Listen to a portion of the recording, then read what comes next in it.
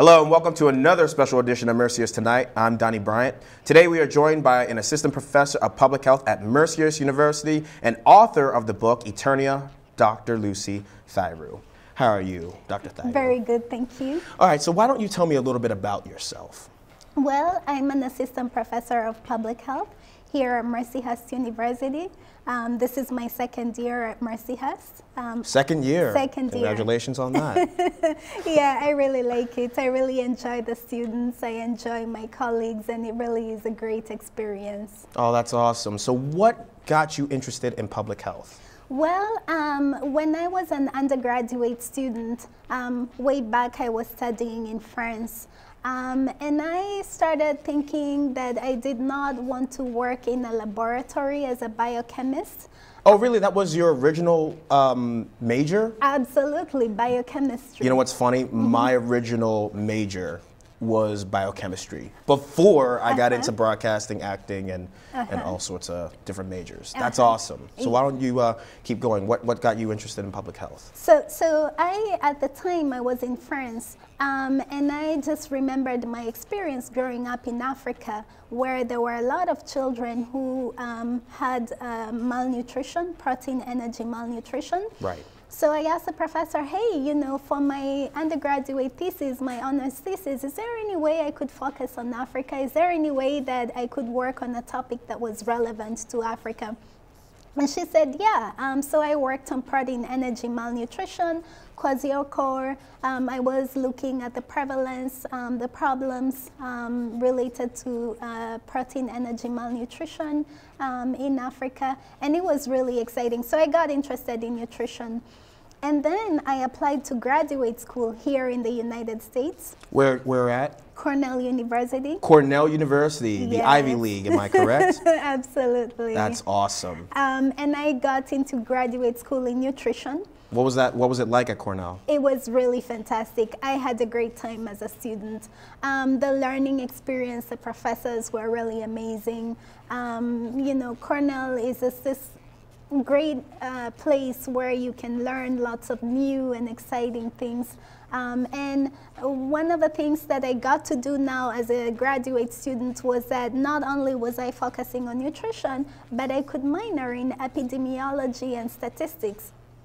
And I came to find out that I really like statistics and I really like epidemiology. Right. So from then, I went to work as a postdoctoral fellow at Stanford University in Wow, all the way in California. Absolutely. That's quite a travel from California to Erie, Pennsylvania. Wow. Yeah. But, you know, I've traveled quite a bit. By now, you know, I've traveled to over 20 countries. 20 countries. Yes. That's insane. That is unbelievable, unbelievable.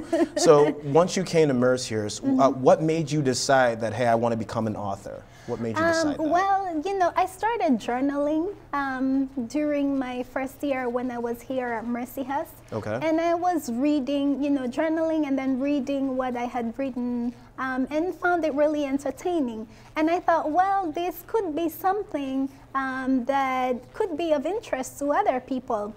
And at the time, what really influenced me when I was writing my book were my two classes. One class on environmental health, and one of the topics that really struck me was climate change, global climate change. Right. And how, you know, we humans are living in a world that cannot be sustained any longer if we continue utilizing the world's resources as we are now. And that's one of your interests as well, is climate change? Absolutely. So what got you interested in that?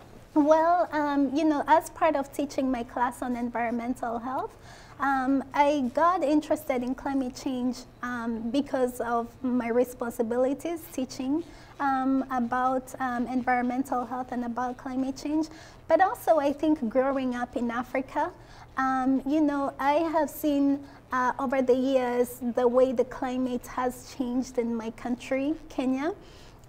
For example, currently there is a locust invasion in the northern part of the country, and that is, you know, probably the result of climate change. You know, temperatures that are becoming more and more hospitable for locusts. Right. And other pathogens. Where I live, or where my mother lives, back in Kenya, it started raining much more heavily than it usually does. So right there, you're already starting to see differences. You know, many years ago, the climate is not the same as it is right now. You're already starting to see changes.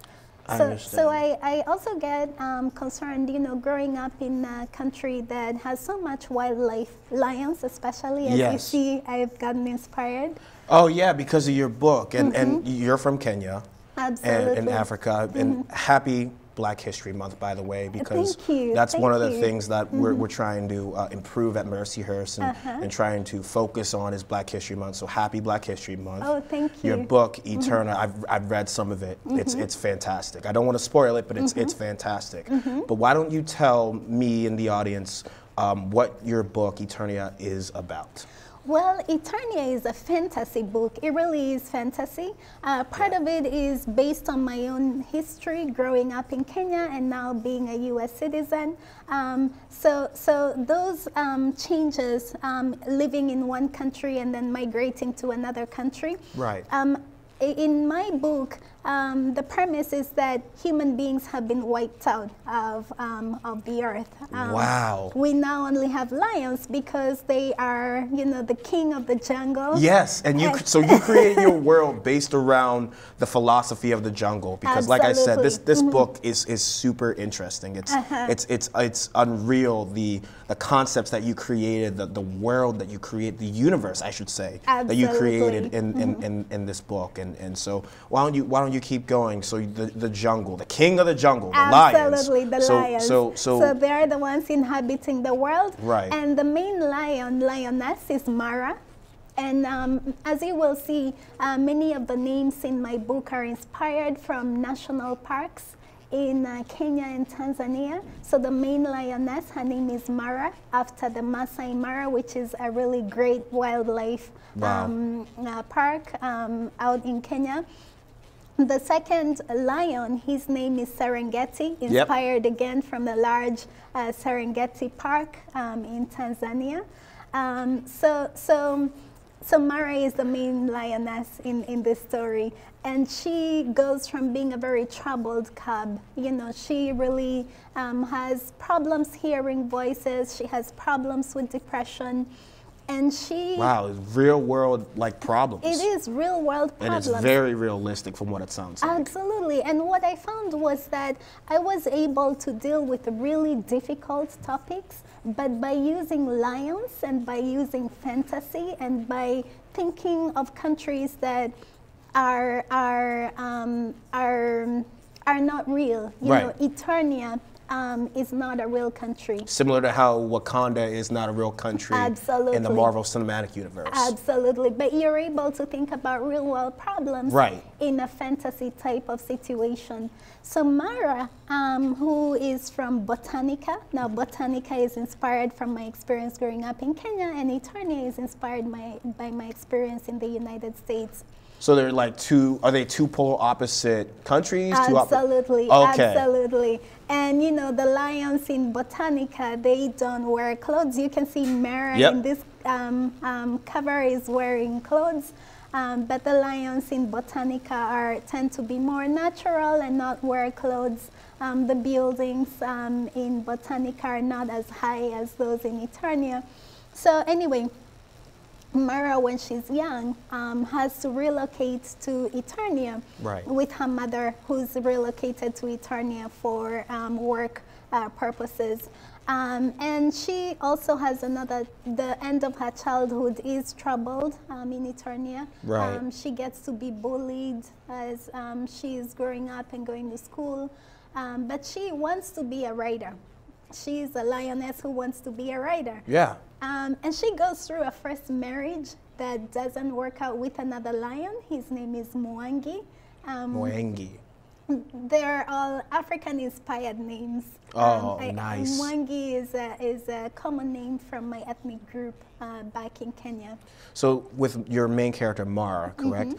Do you relate a lot to this character? Do you see yourself in this character? Because that's what a lot of people, whenever they create their own characters, create their own universe, they see a lot in their own creation. Do you see yourself a lot in her? I would say roughly 30% of who Mara is myself. The rest of it is fiction. The rest of it, you know, lions shaking paws, lions walking on all fours, is fiction, and wow. It's been inspired a lot by, you know, watching National Geographic, reading up about lions and how they are. That's amazing. In the wild. You know what? It's more impressive that you created a fictional, realistic fictional universe, because you have to create rules within, and I write a lot of film and TV shows sometimes, and write my own versions, you know, and you have to create your own rules and regulations for how this universe and how the world you created works. And Absolutely. I think it's very impressive that you created your own universe with your own rules and your own concepts that not only make sense to the readers, but also makes sense in the world itself. It really brings that world to life. Absolutely. And what I find even more impressive is that it's your creation. You and I were talking earlier before the interview about, you know, you thought you should change the name, and my response was, I don't think you should change the name, because it's your creation. It's Absolutely. what you think, and if you have a great idea, then you stay with it. You know, and I love a lot of Marvel. I love Marvel, and Stan Lee before his untimely death was, if you have a great idea, don't let anyone talk you out of it. Stick to it and keep going with it. And that's exactly what you did. Absolutely. What I really want to know is what made you think of these concepts within your book? That's what I really want to know. What made you think of these concepts? When you wrote page 1, what were you thinking? Well, a number of things. You know, I had a book publisher, Édition Universitaire from Europe. And who was it? A book publisher. And their name is Édition Universitaire in French. Okay. And they approached me and said, hey, would you be interested in writing a book? And this is my second experience writing a book. So you had another book that you released previously. But that book is on public health. Okay. Yeah. So the publisher approached me and said, hey, are you interested in writing a book? And I said yes.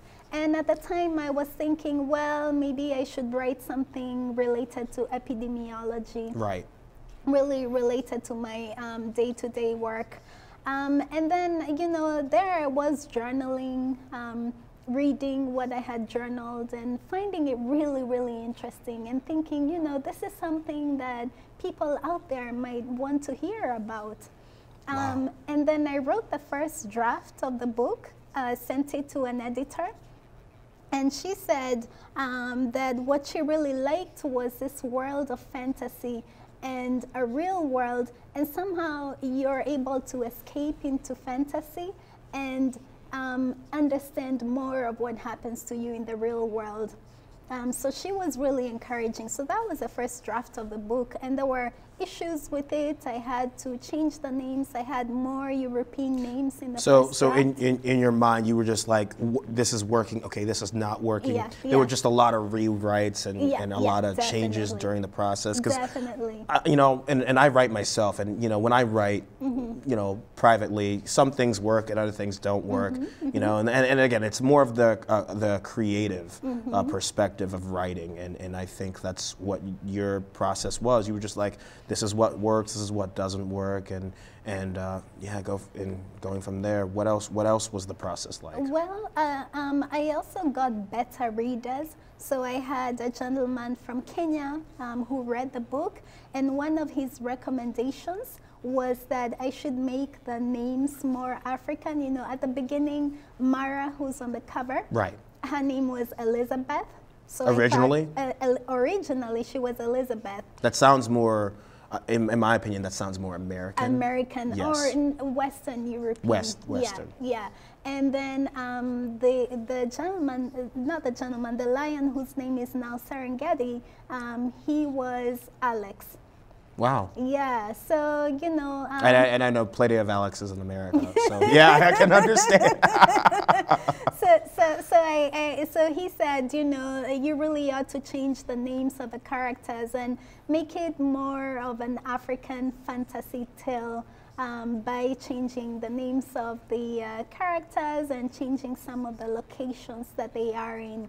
So that was really useful. And then I also got feedback from, and those beta readers, their reviews are on the first page of the book. So is your demographic for people that are mainly interested in African tradition, African culture, or is it for everybody? So what's interesting is that when writing this book, I was thinking of young people, your age. You know, in your 20s. 20s to 30s. Something like that. Okay. I'm thinking of people who sometimes are struggling with issues in their own personal lives, but they need to escape into another world so that they can understand what it is that they are going through. You know, when we talk about how climate change might, you know, possibly wipe out humans from the face of the earth, what would that look like? And people have talked about that too. Absolutely. People have talked about that, and I've seen tweets about it, Instagrams, campaigns about it. Yeah, so yeah, keep going. Where else were you thinking? So I was thinking people from maybe 20 to their 30s.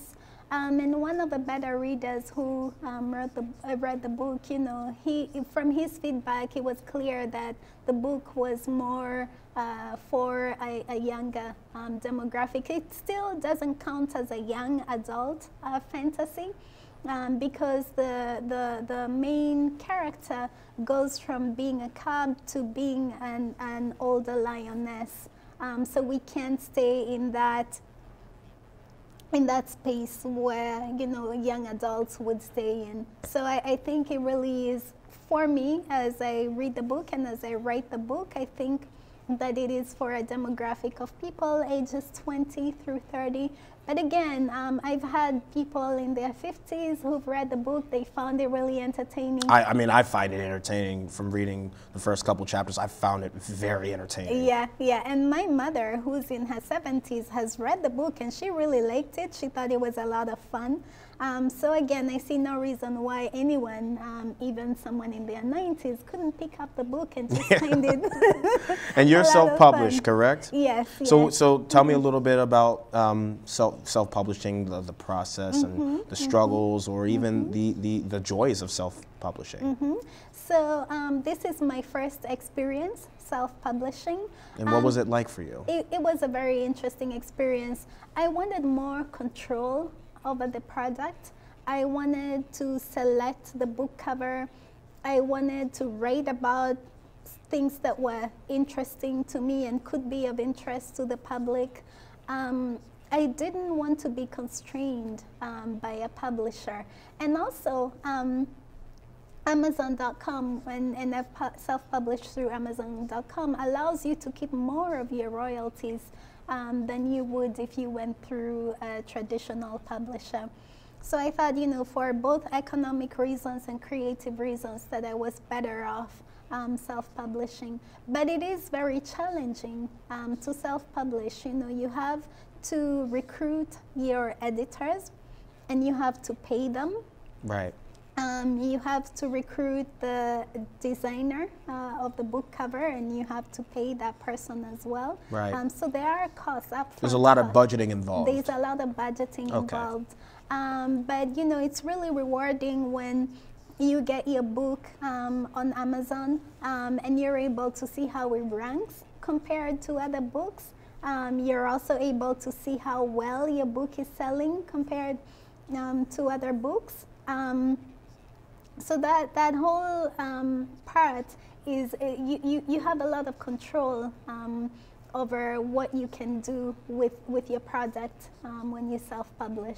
Wow, and you talked about Amazon. So so where can students other than myself, find your book and read it for themselves? So it's also available on Barnes and Noble. Okay. Wow, Barnes and Noble? You went that? Wow, that's incredible. Yeah, and you can buy it either as a paperback or in the Kindle version. Okay, so there is an electronic book version. Absolutely. Okay, I was about to ask about that too. I'm glad you said something. Yeah. So I saw at the bookstore at Mercyhurst University, you talked about Amazon, you talked about Barnes and Noble. Is there anywhere else that students can buy the book at? I don't think so. I think, you know, one of the things that is a little bit constraining is that when you publish through Amazon.com, you have to agree that they will be one of your sole outlets for the book, and so that limits the extent to which you can sell it through other distributors. But then Amazon.com controls such a large part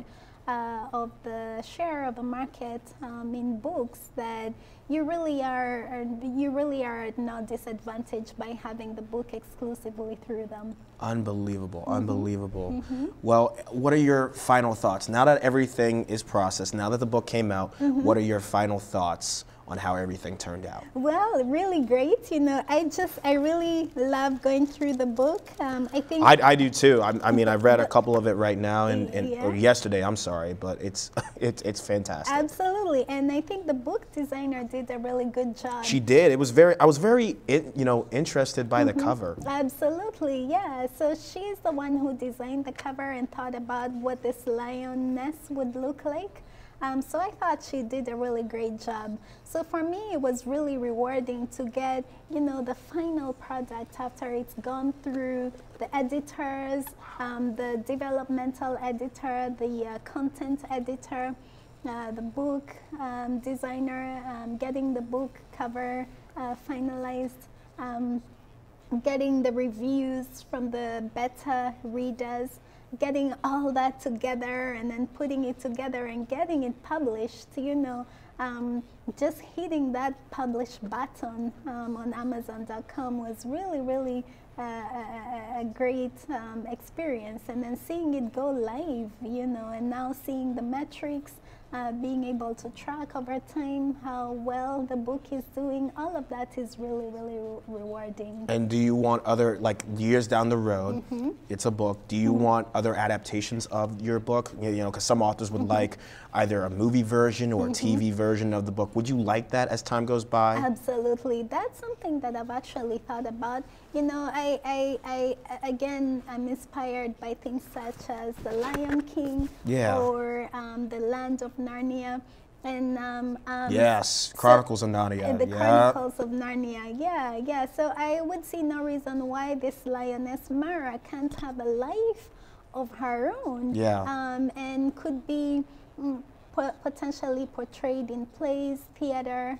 The original, actually one of the first versions of the book seemed more like a play than a book, and then I added in the scenes that got movement and so you have a version that you wrote it as a play that looks like a play. That was I would love to see it. I would love to see it because I'm taking a script analysis class, and it's been so fun with taking that class. So I would love to see. I would love to see, if you can ever have the time. I would love to see what you have so far.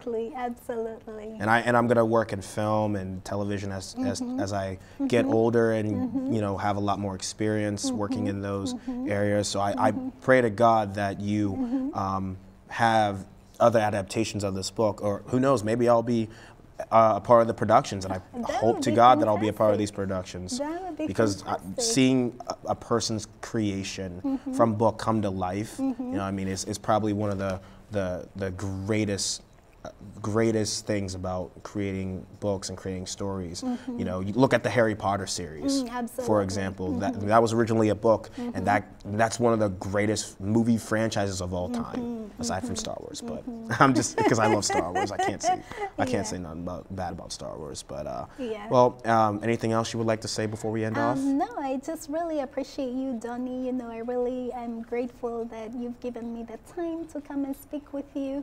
And it's just been really, really great having this interview with you, and I really appreciate it. I'm glad you came. I am so glad you came. I love hearing your voice, and you know, that's the greatest thing about a broadcaster, is to always give people a voice, always give people something to really say, you know, to the audience, some people to really say locally, nationally, because everyone has a voice, and it only takes one broadcaster to really bring it to life. So that's all the time we have for today. I'm Donny Bryant. This is Mercyhurst Tonight, and we'll see you next time. Thank you for watching Mercyhurst University.